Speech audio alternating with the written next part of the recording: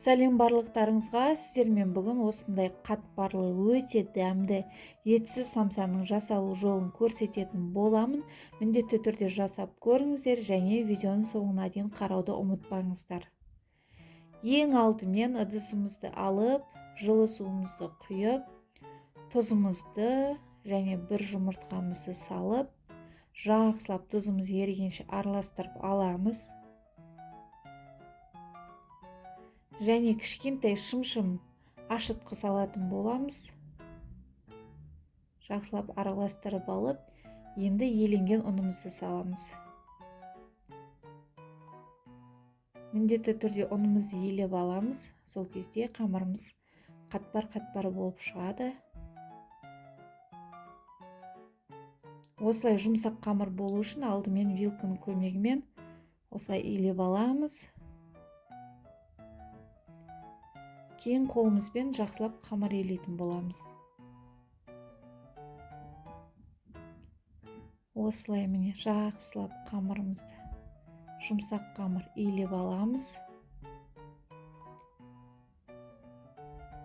Міне бізде қамырымыз дайын болды. Енді осы қамырымызды 10 минутқа демалдырып қоямыз, бетін жауып. 10 минуттан кейін қамырымызды алып, осылай екі зуалаға бөліп аламыз. Осы екі зуаламызды бірдей етіп жайып аламыз. Өте қалың да емес, жұқа да емес, орташа етіп жайып аламыз. Осылай майларымызды жақсылап жағамыз. Менде шеттері көрінбей қалыпты видеодан. Осылай қамырдың шеттеріне де бүкіл жеріне жақсылап майымызды жағып шығамыз.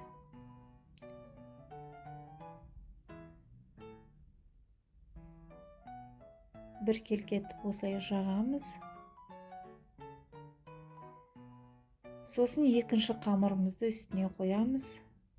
Оған да дәл солай майымызды құйып, бір келкетіп майымызды жағып алатын боламыз.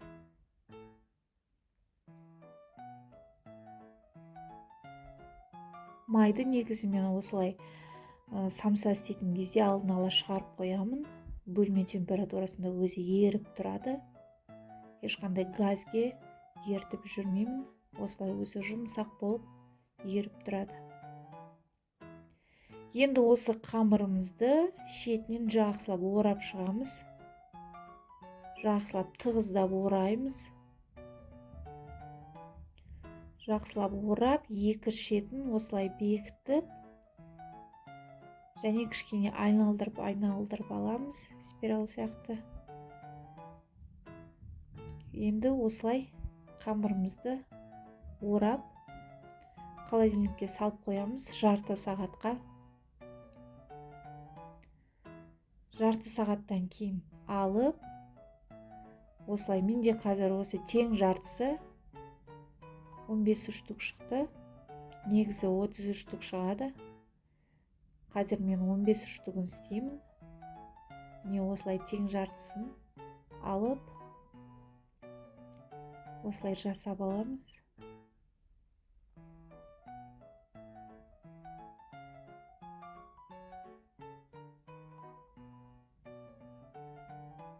Осы қамырымызды тағы да бетін жауып, холодильникке тағы да салып аламыз жарты сағатқа. Бұл жолы мұздатқышқа саламыз 30 минутқа. Кішкене қамырларымыз қату керек. Міне осылай болады, бетін жауып, мұздатып аламыз. Менде ішіне салуға картошка, көкпияз, укроп, қуырылған пияз және зира салатын боламын. Кішкентай қара бұрыш салдым. Осылай жақсылап араластырып алып, шетке алып қоямыз. Енді қамырымызды жаятын боламыз. Міне біздің қамырларымыз қатты кішкене. Мен осылай 4-5-еуін бірден жайып аламын. Сол кезде тез жұмысымыз өнеді. Қамырымыз өте әдемі болып жайылып жатыр.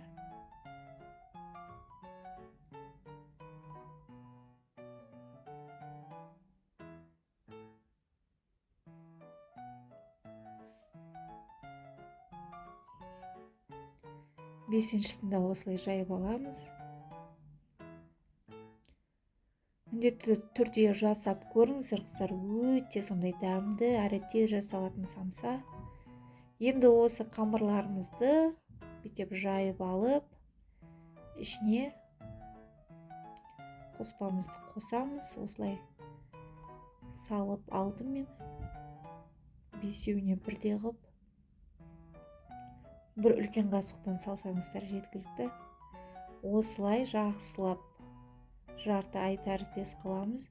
Және осылай жақсылап шетін қатты басып бүгіп шығатын боламыз. Маған осы үлгіде ұнайды самса.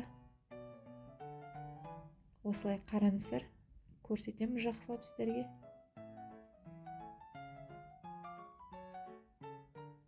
Осылай жарты ай тәріздес қылып бастырып аламыз. Және қамырдың шетін бастырып, қайтарып осылай өріп шығамыз.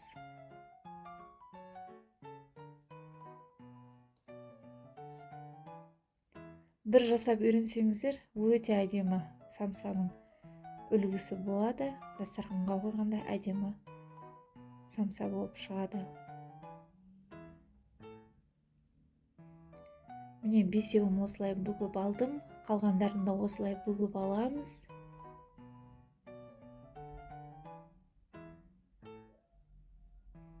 Міне осылай әдемі самсаларымызды бүгіп алдық.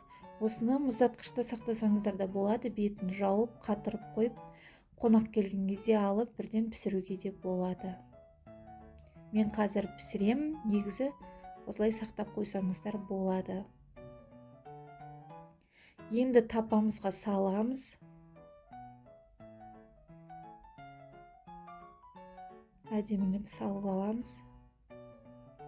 Қиғаштап салсаңыздар, осылай 15 самсаларыңыз кетеді.